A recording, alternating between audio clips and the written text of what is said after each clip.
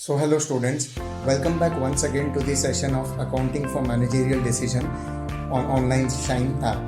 So now we are to the next and the final topic of your Accounting for Managerial Decision subject, that is cash flow statement.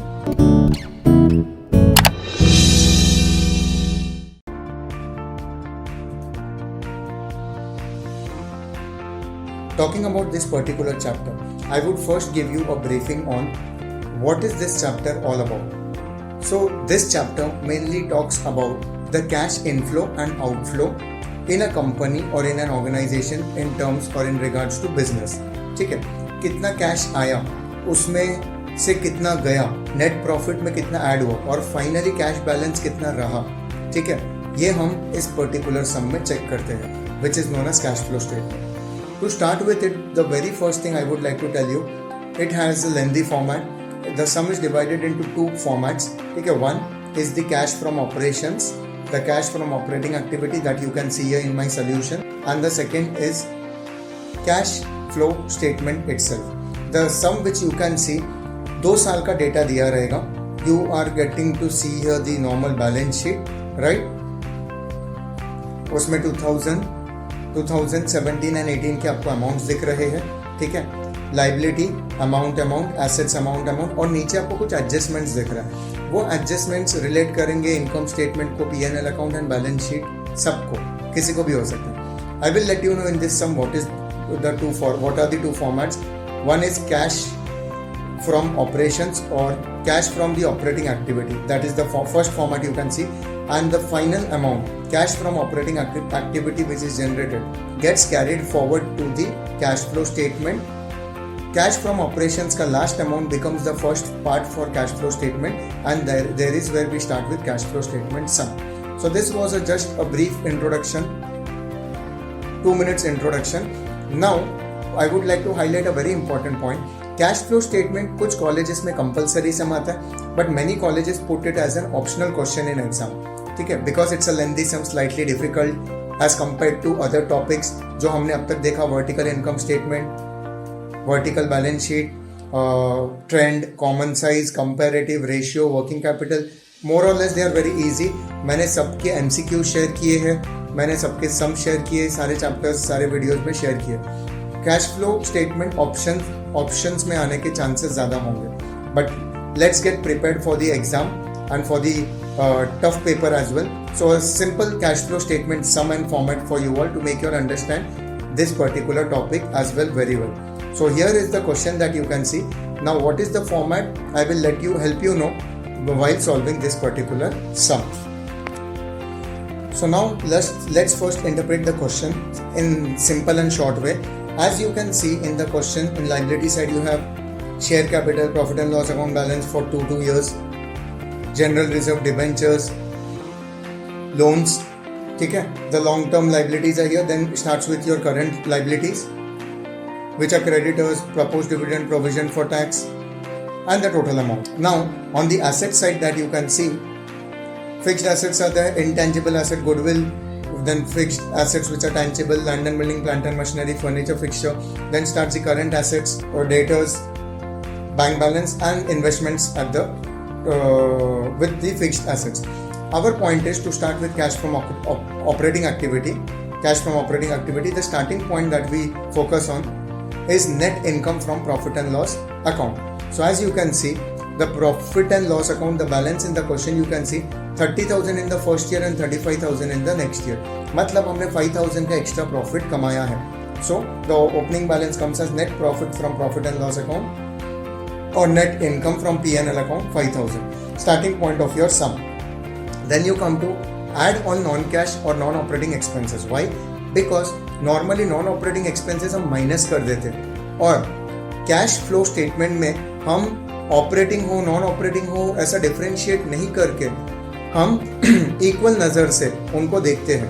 Equal नज़र और perspective बोलने का मतलब ये है कि normally हम vertical PNL, vertical income statement में जो करते थे, add non operating income less non operating expenses करते थे, यहाँ पे हम वो सारे एंट्रीज का उल्टा करेंगे. क्यों?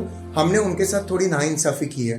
ठीक है, कि एज पर अकाउंटिंग रूल हमने नॉन ऑपरेटिंग एक्सपेंसेस को माइनस कर दिया, नॉन ऑपरेटिंग इनकम को ऐड किया, बट यहाँ पे सिर्फ हम कैश से लेना देना रखेंगे. Whatever is happening through cash we will take them into consideration.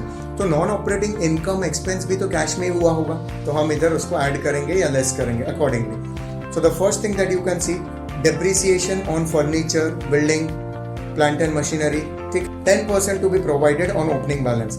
So opening balance of furniture, plant and machinery, land and building that you can see in the question is 32,400, 1,13,400 and furniture का zero balance दिख रहा है हमें. Furniture का हम ढूंढ के निकालेंगे, कैसे मैं आपको बताऊंगा. बट जब इन तीनों का हम डेप्रिसिएशन निकालते हैं 10% ओपनिंग बैलेंस पे, तब हमें अमाउंट आता है 37,850. फर्नीचर का क्लोजिंग बैलेंस दिया है 40,500. ओपनिंग बैलेंस कहाँ से आएगा? अगर आप एडजस्टमेंट्स में नीचे देखोगे तो आपको एक चीज़ देखने को मिलता है, फर्नीचर में भी 10% डेप्रिसिएशन लिया गया, तब भी वो जाके 40,500 हुआ होगा नेक्स्ट ईयर में, है ना, नेक्स्ट ईयर का ओपनिंग बैलेंस. तो इस साल कितना रहा होगा? रिवर्स जाके इफ 40,500 इज 90%, तो 100 कितना? तो आपको 45,000 मिलेगा. ठीक है, 45,000 में से 10% डेप्रीसिएशन स्लैश ऑफ किया तो 40,500 हो गया, 4,500 माइनस हुआ होगा. तो वो 45,000 ओपनिंग बैलेंस हमारे लिए होगा. और उस पे देन प्लांट एंड मशीनरी पे, लैंड एंड बिल्डिंग पे कंबाइन करके 10% डेप्रीसिएशन आया होगा, 37,850 आया है. Next is provision for tax, propose dividend. तो ये सारे जो हम अमाउंट लेते हैं, ठीक है, प्रोविजन फॉर टैक्स 1800 लिया है. आप देखोगे तो टैक्स में ओपनिंग एंड क्लोजिंग बैलेंस का डिफरेंस दिया. टैक्स पेड का कोई इन्फॉर्मेशन नहीं है सम में, नहीं तो हम उसको कंसिडर करते एडजस्टमेंट में. ठीक है, proposed dividend if you see 16,200 we have taken the closing balance that because that is meant that it was proposed and paid in that particular year. Amount transferred to general reserve. So if you look at the question, 10,500 is opening balance of general reserve and 19,000 is closing. Minus करके we can see that 8,500 का difference है, that is the amount transferred to general reserve. आप हर एक सम में ऐसा ही करोगे, general reserve का difference लेके you will add it here. ठीक है, goodwill का opening balance and closing balance minus करके डिफरेंस जो आता है वो हमने यहाँ लिखा है 9,000. So you can check with the amounts. 13,950 minus 4,950 you get 9,000.